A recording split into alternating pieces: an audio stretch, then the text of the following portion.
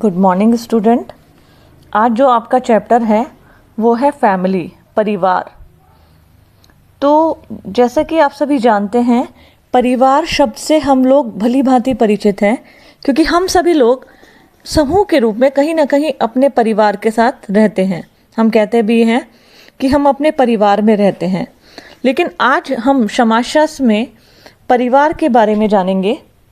और परिवार की यदि हम बात करें तो मानव समाज का इतिहास परिवार का इतिहास रहा है, क्योंकि प्रारंभ से ही परिवार किसी न किसी रूप में मनुष्य के साथ रहा है। और मनुष्य भी सांस्कृतिक जो मनुष्य का विकास है वो विकास उसके परिवार के द्वारा ही प्रारंभ हुआ है। कई बार कहा भी जाता है कि परिवार बच्चे की प्राथमिक पाठशाला है। तो परिवार ही समाज की प्रारंभिक इकाई है, जहाँ मनुष्य का जन्म होता है, मनुष्य का विकास होता है। और वास्तव में सोशलाइजेशन की जब हम बात करते हैं, समाजीकरण की बात, तो व्यक्ति का या बच्चे का जो समाजीकरण होता है, संस्कृतिकरण होता है, उसके परिवार में ही प्रारंभ होता है। और परिवार से ही हमारे समस्त राष्ट्र का निर्माण भी होता है। तो परिवार हमारी प्राथमिक पाठशाला है, क्योंकि कहीं ना कहीं हम सभी अपने परिवार के सदस्य हैं। इसलिए परिवार जो है, परिवार का अस्तित्व प्राचीन काल से ही रहा है। समाजशास्त्रीय दृष्टिकोण में जब हम परिवार की बात करते हैं तो समाजशास्त्रीय दृष्टिकोण से परिवार का अर्थ पति पत्नी और उनकी संतानों से निर्मित इकाई को परिवार कहा जाता है। और विभिन्न समाजशास्त्रियों ने परिवार की अपनी अपनी परिभाषा दी है। देखिए, जब व्यक्ति सोचते हैं तो जरूरी नहीं है सभी व्यक्ति एक जैसा सोचें। सबकी सोच और समझ अलग अलग होती है। ऐसे ही परिवार की जब समाजशास्त्रीय परिभाषा की हम बात करते हैं तो परिवार की समाजशास्त्रीय परिभाषा में परिवार को परिभाषित करने के लिए अलग अलग समाजशास्त्रियों ने अलग अलग परिभाषाओं का इस्तेमाल किया है। अगर हम देखें, मैकाइवर तथा पेज समाजशास्त्री थे। उन्होंने अपनी पुस्तक सोसाइटी लिखी थी। अपनी पुस्तक सोसाइटी में मैकाइवर तथा पेज ने लिखा है, परिवार उस समूह का नाम है जो यौन संबंधों पर आश्रित है और इतना छोटा एवं शक्तिशाली है जो संतान के जन्म और पालन पोषण की व्यवस्था करता है। तो अगर हम मैकाइवर तथा पेज की डेफिनेशन को देखें तो उन्होंने परिवार उस समूह को बोला है जो कि छोटा और शक्तिशाली होता है और जो यौन संबंध मतलब जहाँ संतानोत्पत्ति की क्षमता होती है, स्त्री पुरुष जो संतान उत्पत्ति के लिए उनके पालन पोषण के लिए जिम्मेदार होते हैं, समूह में निवास करते हैं, उसे परिवार कहा जाता है। ऐसे ही आगबर्न और निमकॉफ समाजशास्त्री थे। आपने परिवार को परिभाषित करते हुए बताया है कि परिवार बच्चों अथवा बिना बच्चों वाले पति पत्नी अथवा किसी पुरुष अथवा स्त्री से एक ही साथ रहने वाले बच्चे की लगभग एक स्थायी समिति है। आपने आगबर्न तथा निमकॉफ ने द फैमिली पुस्तक भी लिखी थी और आपने स्वीकार किया था कि परिवार के लिए माता पिता के साथ साथ उनके बच्चों का भी होना ज़रूरी है। जबकि हालांकि उन्होंने अपनी डेफिनेशन कहा था कि जब एक स्त्री पुरुष मतलब विवाहित स्त्री पुरुष आपस में रहते हैं, उनके साथ बच्चे रहते हैं उनके, और कहीं ना कहीं वो स्थायी रूप से संबंधित हो, मतलब वो एक साथ स्थायी रूप से निवास करते हो, तो उसे परिवार कहा जाता है। ऐसे ही किंग्सले डेविस ने परिवार को परिभाषित करते हुए कहा था कि परिवार ऐसे व्यक्तियों का समूह है जिनके एक दूसरे के प्रति संबंध जो होते हैं वो समरसता पर आधारित होते हैं और जो इस प्रकार एक दूसरे के नातेदार होते हैं। देखिए, किंग्सले डेविस ने किताब लिखी थी ह्यूमन सोसाइटी में आपने जब परिवार की परिभाषा दी थी तो आपने बताया था कि परिवार ऐसे व्यक्तियों का समूह है जिनमें एक दूसरे के प्रति संबंध और समरसता पर आधारित होते हैं। मतलब जहाँ जो जैसे माता पिता हैं, भाई बहन हैं, और या स्त्री पुरुष पति पत्नी हैं, उनमें जो संबंध होते हैं वो संबंध या तो समरसता के आधार पर होते हैं या विवाह के आधार पर होते हैं। जब इन संबंधों का निर्माण होता है उससे परिवार बनता है। लूसी मेयर के शब्दों में परिवार एक गृहस्थ समूह है जिसमें माता पिता तथा उनकी संतानें साथ साथ रहते हैं। इसके मूल रूप में दंपत्ति और उनकी संतान रहती है। अगर हम इस लूसी मेयर की परिभाषा को विस्तारित रूप दें तो वास्तव में परिवार जो है एक गृहस्थ समूह है। गृहस्थ समूह मतलब जो एक साथ निवास करते हैं, जिनमें माता पिता और उनकी संतानें एक साथ रहती हैं। माता पिता से मतलब दंपत्ति से है, जिसमें पति पत्नी एक साथ निवास करते हैं। तो इन सभी परिभाषाओं से स्पष्ट हुआ है कि परिवार जो है ऐसे व्यक्तियों का छोटा समूह है जो रक्त संबंधों, सेवा की भावना, विवाह संबंधों द्वारा निर्मित होता है। ऐसा कहा भी जाता है कि परिवार विवाह, रक्त संबंध अतः नातेदारी से बंधे हुए व्यक्तियों का एक छोटा सा संगठन है। तो सभी स्टूडेंट ध्यान देंगे, समाजशास्त्रीय परिप्रेक्ष्य में हम परिवार को विवाह संबंध, रक्त संबंध और नातेदारी से बंधे हुए व्यक्तियों के समूह के रूप में परिभाषित करते हैं। जैसे कि चैप्टर के स्टार्ट करने से पहले मैंने आप सभी को बताया था कि हम सभी लोग अपने परिवार में निवास करते हैं, लेकिन अगर हम परिवार की निश्चित परिभाषा की बात करें या समाजशास्त्रीय दृष्टिकोण में परिवार की बात करें तो परिवार स्त्री पुरुष और उनकी विवाहित और अविवाहित संतानों से निर्मित एक ऐसा समूह है जहाँ सभी लोग स्थायी रूप से निवास करते हैं। तो परिवार क्या है? स्त्री पुरुष और उनके बच्चों से निर्मित एक समूह है। स्टूडेंट, अब हम बात करेंगे परिवार की प्रमुख विशेषताएं, चीफ कैरेक्टरिस्टिक्स ऑफ फैमिली। देखिए, ऐसी आधार जिनके आधार पर हम किसी समूह को परिवार कहते हैं, वास्तविक वो विशेषताएं या वो आधार क्या हैं? तो सबसे पहला है जैसे विवाह संबंध। जब स्त्री पुरुष के बीच मैरिज रिलेशन हो जाते हैं, मतलब वैवाहिक संबंध स्थापित हो जाते हैं और उनके द्वारा निर्मित जो एक फैमिली होती है, जब विवाह के उपरांत वो एक साथ रहना शुरू करते हैं, और ऐसे संबंध जिनको हमारे समाज स्वीकृति देता है। विवाह संबंध क्यों कहा गया है? क्योंकि अगर हम अपने भारतीय समाज की बात करें तो भारतीय समाज में उन संबंधों को ही हमारा समाज स्वीकृति देता है जिन संबंधों के निर्माण का आधार क्या होता है? विवाह होता है। हमारे यहाँ विवाह से पूर्व संबंधों को मान्यता नहीं दी जाती है। उन संतानों को भी मान्यता तभी मिलती है जो किसी वैवाहिक स्त्री पुरुष के मेल से उत्पन्न होते हैं। तो विवाह की सबसे पहली विशेषता है, परिवार की सबसे पहली विशेषता है वैवाहिक संबंध, कि जब एक स्त्री पुरुष का विवाह स्थापित हो जाता है, उनके संबंधों को समाज स्वीकृत दे देता है, तो उससे परिवार का निर्माण होता है। और ये भी स्पष्ट कर लेना चाहिए कि विवाह संबंध आजीवन बने रहते हैं।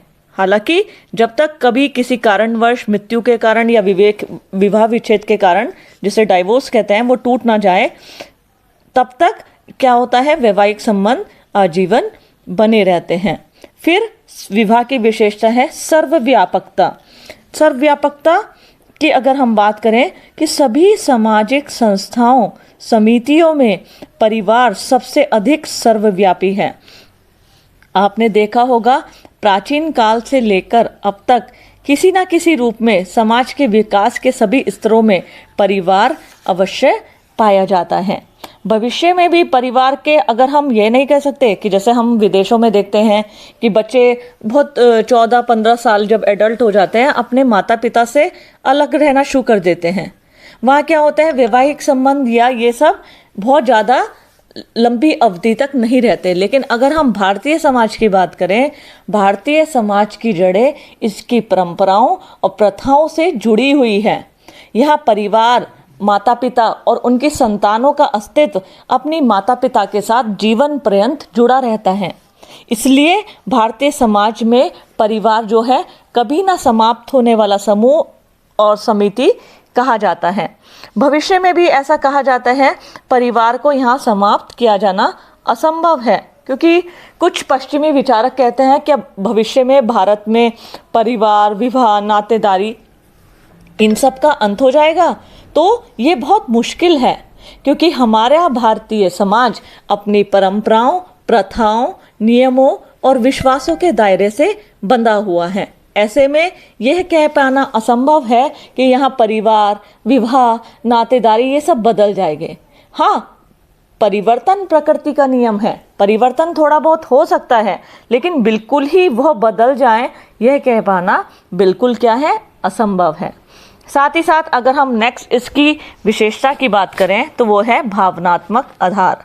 देखिए, जब एक परिवार के सदस्य या परिवार का निर्माण होता है तो उन सभी के बीच क्या होता है, भावनात्मक आधार पर वह एक दूसरे से बंधे रहते हैं।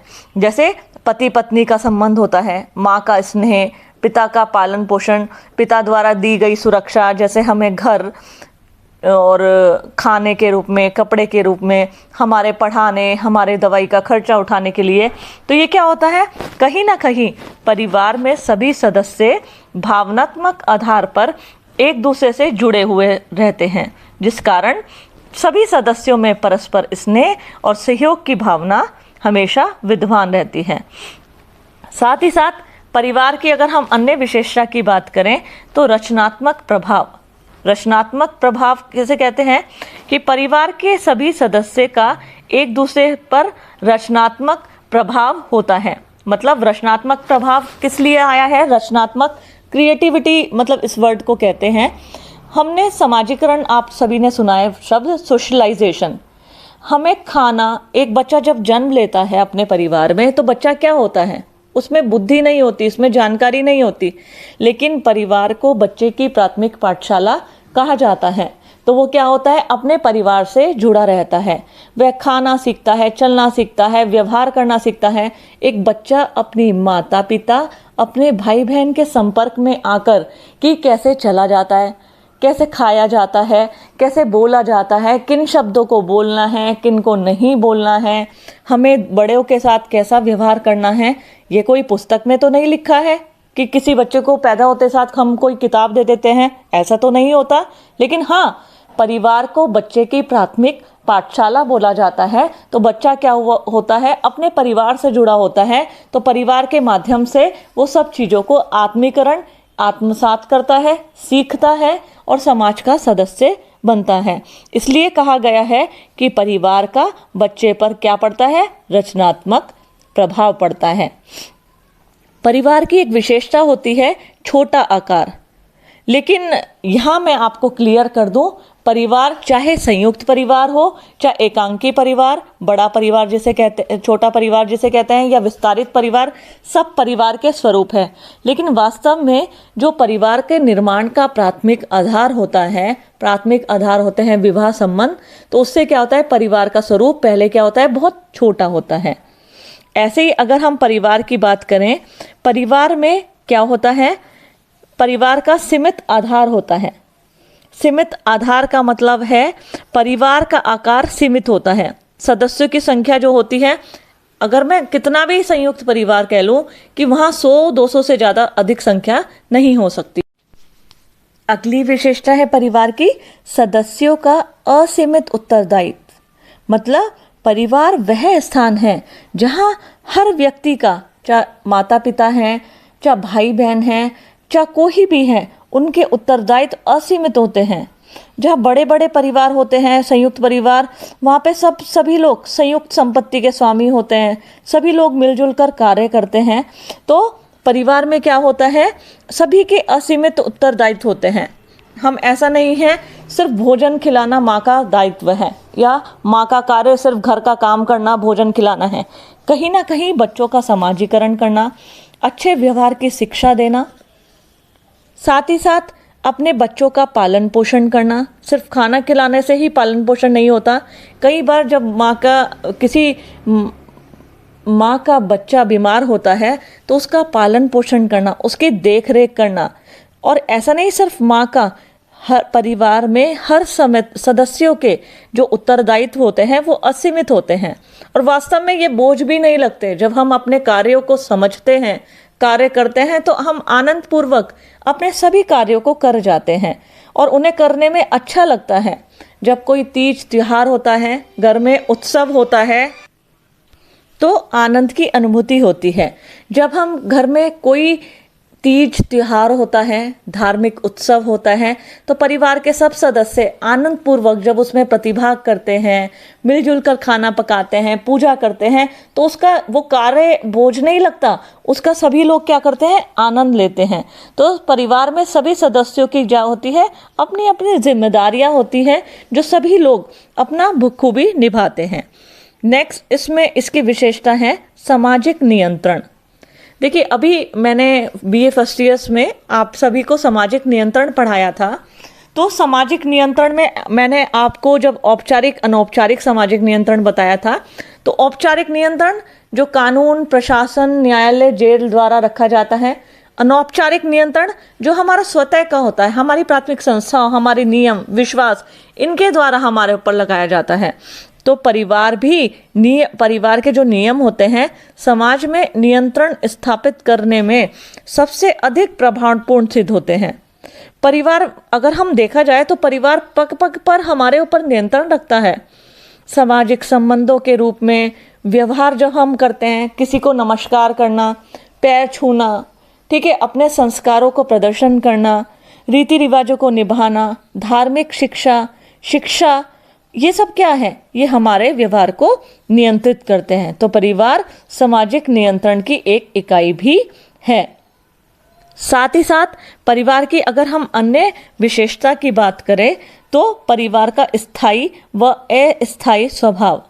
देखिए, परिवार को समिति भी कहा जाता है और संस्था भी। ऐसा क्यों कहा जाता है? समिति किसे कहते हैं?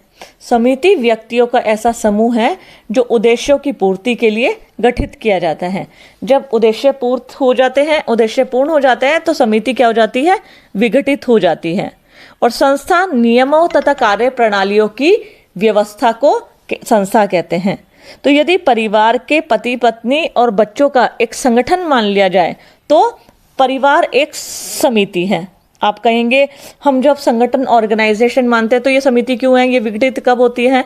जब माता पिता अपने बच्चों का विवाह करते हैं, विवाह करके लड़कियां अपने अपने घर चली जाती हैं, तो ऐसा होता है दायित्व की उद्देश्यों की पूर्ति। मैंने अभी बताया समिति किसे कहते हैं?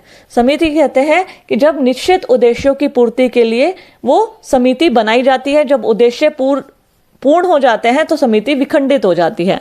हालांकि परिवार में जब माता पिता अपने संतानों का विवाह करते हैं, कुछ बच्चे पढ़ने चले जाते हैं, तो अपने दायित्वों की पूर्ति करते हैं, अपने बच्चों को पैरों पे खड़ा कर देते हैं। तो उस रूप में हम परिवार को क्या कह सकते हैं?